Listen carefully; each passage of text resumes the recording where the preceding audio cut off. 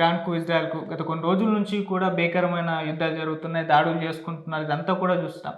మధ్యలో అమెరికా కూడా రంగంలోకి దిగింది. ఇరాన్ మీద దాడులు చేయడం మొదలుపెట్టింది. సో, ఇదసలు యుద్ధాల కాలమే కాదు. అయినా కూడా ఈ స్థాయిలో యుద్ధాలు చేసుకుంటున్నారు అంటున్నారు. అసలు ఏం జరుగుతుంది? మరి ఇదేమన్నా మూడో ప్రపంచ యుద్ధానికి దారి తీయొచ్చా అన్న చర్చ కూడా ప్రపంచవ్యాప్తంగా కూడా జరుగుతుంది. మరి దీనికి సంబంధించి మీరేం చెప్తారు సార్? మూడో ప్రపంచ యుద్ధానికి జరిగేదానికి అంత ఆస్కారం లేదు. ఓకే. ఇది ఎందుకంటే మొట్టమొదటగా ఈ గాజాలో ఉన్న హమాస్ వర్గం హ్మ్. వాళ్ళు వెళ్ళి ఇజ్రాయెల్ మీద దాడి చేసి హ్మ్. కొంతమంది వ్యక్తులు కూడా చంపేసినారు కదా. అవును. చంపడమే కాకుండా కొందరిని కిడ్నాప్ చేసి తీసుకొచ్చి బందీలుగా పెట్టుకున్నారు. హ్మ్. దాదాపు 200 మంది పైన బందీలుగా పెట్టుకున్నారు, హోస్టేజెస్గా పెట్టుకున్నారు. అది తప్పే కదా. వీళ్ళు పోయి ఇజ్రాయెల్ మీద అటాక్ చేయడం అనేది తప్పే. దాని మీద ఇజ్రాయెల్ కూడా తీవ్రమైన చర్యలు తీసుకొని గాజానంతా గుల్లగుల్ల చేసేసినారు అనుకోండి. అవును. హమాస్కు పెద్ద దెబ్బే తగిలింది. హ్మ్. ఇవన్నీ తగిలిన తర్వాత ఈ ఇరాన్ కూడా ఎంకరేజ్ చేస్తుండదు అనేది ఇజ్రాయెల్ ఆరోపణలు. ఓకే. ఇరాన్ ఇటు హమాస్ వాళ్ళను, హెజ్బుల్లాను, హ్మ్. హౌతీస్ను వీళ్ళనందరినీ ఎంకరేజ్ చేస్తుంది ఈ ఆర్గనైజేషన్స్ను అని చెప్పి ఆరోపణలు ఉన్నాయి.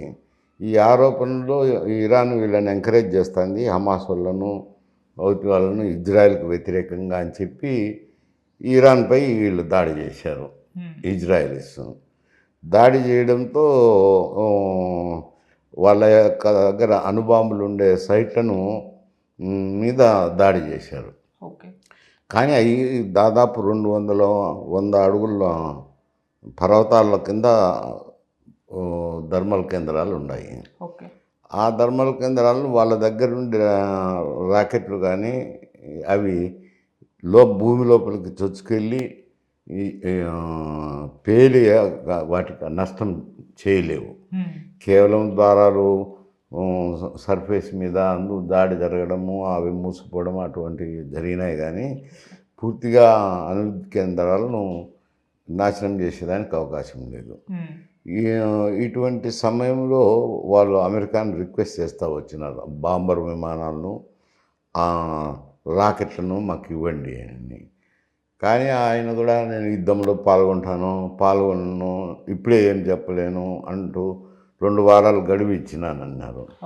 2 వారాలు గడువు ఇచ్చినానికి 2 రోజులు కాకముందే ఆ బాంబర్లను ఉపయోగించి ఆ క్లస్టర్ బాంబులను ఈ అణువిద్యుత్ కేంద్రాల మీద దాడి చేసినారు. మొదటి నుంచి ఇరాన్ అణుబాంబులు తయారు చేసే ఇంధనాన్ని చేయొద్దు అని మంతనాలు కూడా జరుగుతున్నాయి. 5 మార్లు మంతనాలు జరిగినాయి.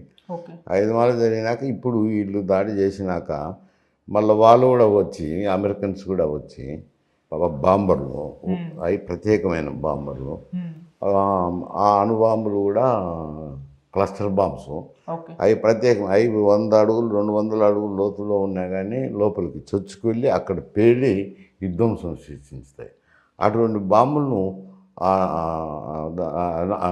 థర్మల్ ఈ అణువిద్యుత్ కేంద్రాల మీద, అణుకేంద్రాల మీద, నాట్ అణువిద్యుత్ కాదు, అణుకేంద్రాల మీద దాడి చేసినారు. అంటే అవి బాగా దెబ్బతింటాయి అన్నమాట. అమెరికా అక్కడ ఏమేమంటే పూర్తిగా ధ్వంసం చేసినాము, బాంబులు తయారు చేయాలంటే టైం పడుతుంది, ఇప్పుడు చేయలేరు అని అమెరికా అంటుంది. ఏం చేయలేకపోయినారు, ఏం పెద్దగా నష్టం జరగలేదని ఇరాన్ అంటున్నారు. అది వారికి తెలియాల్సిన విషయం. అది పత్రికల్లో బట్టి వార్తలు అయితే ఇవి వస్తుంటాయి. అది ఎందుకు అని అంటే అణుబాంబులకు అమెరికా దగ్గర అయితే ఉన్నాయి, రష్యా దగ్గర అయితే ఉన్నాయి, ఇంకా పాకిస్తాన్ దగ్గర ఉన్నాయి, ఇతర కంట్రీల్లో ఉన్నాయి. కానీ మీరు మాత్రం చేయొద్దు అని చెప్పి అమెరికా ప్రత్యేకంగా ఒత్తిడి తీసుకొస్తుంది. 5 మార్లు చర్చలు కూడా జరిగినాయి. ఇప్పుడు చర్చలు జరిగినాక ఈ పని చేసినారు. చర్చలే ఏమి లేవు, ఆ కేంద్రాల మీద అయితే దాడులు అయితే జరిగినాయి. ఓకే సార్, ఇజ్రాయెల్ ఇరాన్ మీద దాడి చేసింది. ఆ తర్వాత ఇరాన్ వాళ్ళు ఇజ్రాయెల్ మీద దాడులు చేశారు. అది ఒక వైపు నడుస్తూ ఉంది. ఆ తర్వాత అమెరికా రంగంలోకి దిగి ఇప్పుడు ఇరాన్ మీద దాడులు చేసింది. మరి ఇప్పుడు ఇరాన్ అమెరికా మీద దాడులు చేస్తుందా లేదా అన్నది ఒక పెద్ద ప్రశ్నగా మారిపోయింది. ఎందుకంటే అమెరికా మీద దాడులు చేస్తే మళ్ళీ ఉంటుందా అసలు ఇరాన్ అనేది ఒకటి చర్చ జరుగుతుంది. సో అంత సాహసం చేస్తుంది అంటారు. ఒకప్పుడు మిత్రులే ఇరాన్, అమెరికాకు మిత్రులే, ఇప్పుడు శత్రువులు అయినారు. కానీ ఇరాను అమెరికా మీద దాడి చేసేటంత శక్తి సంపద లేదు. ఓకే. దాడులు చేస్తారని నేను అనుకోవడంలే. అమెరికా మీద వాళ్ళు మాట్లాడచ్చు, చేయొచ్చు, కానీ అమెరికా మీద దాడి చేస్తారని నేను అనుకోవటం లేదు. శక్తిమంతులు కాదు. సార్, ఈ విషయంలో భారత్ వైఖరి ఏంటి అనేది ఇప్పటివరకు అయితే సైలెన్స్గా ఉందంటే ఇజ్రాయెల్కు మద్దతు తెలుపుతుందా, ఇరాన్కు మద్దతు తెలుపుతుందా అనేది ఇప్పటివరకు అయితే భారత్ నుంచి ఎటువంటి రెస్పాన్స్ అయితే రాలేదు. ఈవెన్ సోనియా గాంధీ, రాహుల్ గాంధీ వీళ్ళు కూడా ప్రెషర్ పెడుతున్నారు, మీ వైఖరి ఏంటో తెలియజేయాలని చెప్పేసి కూడా. ఇక్కడ జనరల్గా చూస్తే ఇండియాకు ఇప్పుడంటే ఇండియా గవర్నమెంట్ అధికారంలో ఉంది. ఒకవేళ కాంగ్రెస్ అధికారంలో ఉన్నా కానీ అది న్యూట్రల్ స్టాండ్ తీసుకోవాల్సిందే. ఓకే. ఎందుకంటే ఇరాన్తో వ్యాపార సంబంధాలు ఉండే, ఆయిల్ వీళ్ళు ఇదంతా. ఇజ్రాయెల్తో మంచి సంబంధాలే ఉన్నాయి. అగెనెస్ట్ మొన్న సింధూర్ సంఘటన జరిగినప్పుడు ఇండియాకు మద్దతు ఇచ్చిన దేశం ఇజ్రాయెల్. అతి తక్కువ దేశాలు మద్దతు ఇచ్చాయి, అందులో ఇజ్రాయెల్ ఒకటి. ఇప్పుడు ఇటు ఇజ్రాయెల్ను కాదని లేరు, అటు ఇరాన్ను కాదని లేరు. కాబట్టి తటస్థ వైఖరి అవలంబిస్తున్నారు. ఎంత ఒత్తిడి చేసినా అంతే ఉండేది దాంట్లో మార్గము. ఎక్కువ ఒక సైడ్ తీసుకోలేరు. ఓకే సార్, ఇప్పుడు ఇరాన్ తోటి మనకు వ్యాపార సంబంధాలు ఉన్నాయన్నారు. ఒక క్రూడ్ ఆయిల్ని కూడా అక్కడ నుంచి ఎక్స్పోర్ట్ చేసుకుంటూ వస్తుంది. అయితే ఇప్పుడు ఇరాన్ ఒక నిర్ణయం తీసుకుంది, జలసంధిని ఒకటి మూసేస్తుంది. సో ప్రపంచవ్యాప్తంగా కూడా ఇది ఆర్థిక దానిపైన దెబ్బతీస్తుందని కూడా చెప్తున్నారు. మరి అది ఏ స్థాయిలో భారత్ మీద పడుతుంది అంటారు సార్? ఈ హార్మోజ్ను మూసేస్తే, ఎందుకంటే ఆయిల్ కానీ ఇతర సరుకు రవాణా కానీ అక్కడి నుంచి వస్తే దగ్గర దారి భారతదేశానికి. దగ్గర దారి అయినప్పుడు సరుకులు తక్కువ ధరకు ట్రాన్స్పోర్ట్ చేయొచ్చు. మళ్ళా ఆ దారి హార్మోజ్ జలసంధి మూసేసినారంటే ఇట్లా తిరుక్కొని రావాలి. తిరుక్కొని వస్తే ఖర్చు ఎక్కువ అవుతుంది. అది భారత్కైనా నష్టమే, ఇతర దేశాలకైనా నష్టమే, భారతదేశానికి కూడా నష్టమే. ఓకే సార్, ఈ మొత్తం వ్యవహారంలో ఇప్పుడు ట్రంప్ వైఖరి పైన ప్రపంచవ్యాప్తంగా కూడా విమర్శలు వస్తున్నాయి సార్. అంటే ఆయన రెచ్చగొడతారు, యుద్ధాలను ఆయన జరిపిస్తాడు, మళ్ళీ నేనే యుద్ధాలను ఆపుతాను, నేనే శాంతిని క్రియేట్ చేస్తాను అంటారు. అంటే ఉక్రెయిన్ రష్యా విషయంలో అదే విధంగా వ్యవహరించాడు, పాకిస్తాన్ భారత్ విషయంలో కూడా అదే విధంగా వ్యవహరించాడు, నేనే ఆపాను అంటాడు, వీళ్ళు ఎంత కాదన్నా కూడా. ఇప్పుడు ఈ విషయంలో కూడా అతను అదే వైఖరిని కొనసాగిస్తున్నాడు. అసలు ఏంటి ఆయన ఉద్దేశం? అంటే ఆయన వ్యవహార శైలి అర్థం కావటంలా ఎవరికి. ఎందుకంటే అమెరికా దేశ అధ్యక్షుడికి ఒక నిర్ణయం తీసుకునేసరికి నిర్ణయం మీద దృఢమైన అభిప్రాయంతో ఉంటారు. ఓకే. బాగా చర్చ చేసే మీమాంస చేసిన తర్వాతనే ఒక నిర్ణయం తీసుకుంటారు. ఆ నిర్ణయానికి కట్టుబడి ఉంటారు. ఈయన అట్లా నిర్ణయాలకు కట్టుబడి ఉండడంలే. ఇప్పుడు మన భారతదేశము పాకిస్తాన్ మధ్యలో నేనే సంధి చేసినాను, నా వల్లనే విరామం ప్రకటించినారు రెండు దేశాలు అని చెప్పి ఆయనైతే ముందు చెప్పినారు.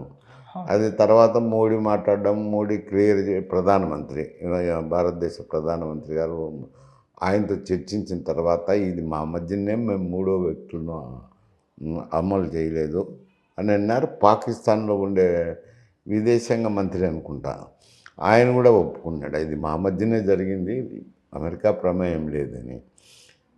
అటువంటి సమయంలో ఆయన అటు మాట్లాడడం ఒక అమెరికా అధ్యక్షునిగా మంచిది కదా. అలానే ఉక్రెయిన్ యుద్ధంలోనూ కూడా ఉక్రెయిన్కు నాటో దేశాలు అయితేనేమి, అమెరికా అయితేనేమి వారికి మద్దతు తెలుపుతుంది. రష్యా అంత పెద్ద కంట్రీ కూడా అమెరికాకు సమాన స్థాయిలో ఉండే కంట్రీ ఎంత వారం రోజుల్లో అయిపోజేస్తామని ఉక్రెయిన్ యుద్ధాన్ని అయిపోజేస్తామన్న రష్యాకు ఇప్పుడు దాదాపు 2 సంవత్సరాల పైన అవుతుంది. ఆయన ఏమి చేయలేకుండా ఉంది. ఎందుకంటే నాటో దేశాలన్నీ ఆయుధ సంపత్తిస్తున్నారు. ఈవెన్ అమెరికా కూడా సపోర్ట్ చేస్తున్నారు. అది బైడెన్ ఉన్నంత వరకు అదే జరుగుతూ వచ్చింది. ఈయన వచ్చినాక ఇటు అటు మాట్లాడడం జరిగింది. మళ్ళీ ఇప్పుడేమో ఉక్రెయిన్ ఒక సైడు దూకుతున్నారు, ఒక సైడు మాట్లాడుతున్నాడు. భారతదేశం దాంట్లో కూడా నేనేం లేదులే వాళ్ళే పడినారని ఒప్పుకున్నాడు. ఉమ్, ఇక్కడ కూడా ఏమంటున్నాడు, ఇది యుద్ధాన్ని తగ్గించేదానికే అని అనేది అణు ప్రమాదాన్ని ప్రపంచానికి తొలగించే దానికోసం ఈ చర్య తీసుకోవాల్సింది వచ్చింది అని అంటున్నాడు. ఓకే సార్, ఒకవైపు ఏమో సంవత్సరాల కొద్దీ ఉక్రెయిన్ రష్యా మధ్య యుద్ధం జరుగుతుంది. ఇప్పుడు మళ్ళీ ఇక్కడ ఇరాన్ ఇజ్రాయెల్ మధ్య, అంతకుముందు ఇజ్రాయెల్ గాజా వీటికి సంబంధించి చాలా యుద్ధాలు జరిగాయి. మళ్ళీ పాకిస్తాన్ భారత్ మధ్య సంబంధాలు తెగిపోవడం, అలా ప్రపంచవ్యాప్తంగా కూడా ఒక యుద్ధ మేఘాలు కమ్ముకోవడం, ప్రపంచవ్యాప్తంగా దీని మీద అనేక రకాలుగా అది ప్రభావం చూపించాయి. ఏ సమస్యకు ఆ సమస్యగా చూడాలి కానీ ప్రపంచ యుద్ధంగా చూడకూడదు. ఓకే ఇది భారతదేశము పాకిస్తాన్ మధ్య కాల్పులు రెండు అయిపోయింది. ఆ సమస్య 2 రోజులతో ముగిసిపోయింది. ఉమ్, తర్వాత ఉక్రెయిన్ది అది అట్లే జరుగుతూనే ఉంది. ఓకే అక్కడ పోయి వీళ్ళు ఆయుధాల సంపత్తి, డబ్బు అటువంటివన్నీ సహకారం చేస్తున్నారు. అది వాళ్ళే యుద్ధం చేస్తున్నారు ఉక్రెయిన్. ఇక్కడ వచ్చేసరికి ఇజ్రాయెల్ ఇరాన్తో ఫైట్ చేస్తుంది. కాకపోతే ఆయుధ సంపత్తి ఇవి చేయొచ్చు కానీ ఈ అణు కేంద్రాల పైన వేయడం అనేది ఇది వాళ్ళ దగ్గరే ఉంది. ఆ టెక్నాలజీ, ఆ బాంబర్లు ఉండేది వాళ్ళ దగ్గరే. ఆ లాంచర్స్ కూడా, రాకెట్ బాంబులు కూడా ఉండేది అమెరికా దగ్గరే ఉండేది.